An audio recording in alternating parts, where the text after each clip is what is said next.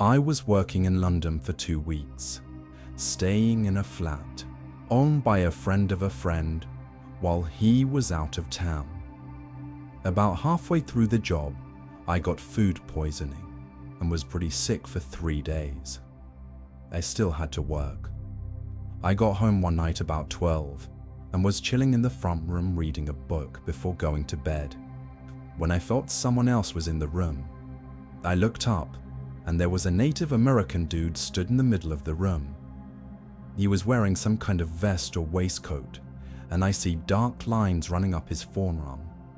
He raises a hand, says some stuff directly to me, and just vanishes.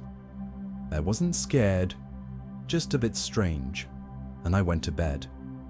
A few hours later, I woke up and wasn't sick anymore, and I drew a portrait of him in my sketchbook.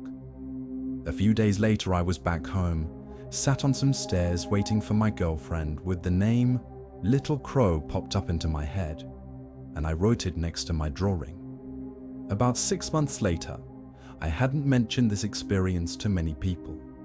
The original friend whose flat I stayed in gave me a book of Native American history, Bury My Heart at Wounded Knee, and there was a chapter about a Dakota chief called Little Crow.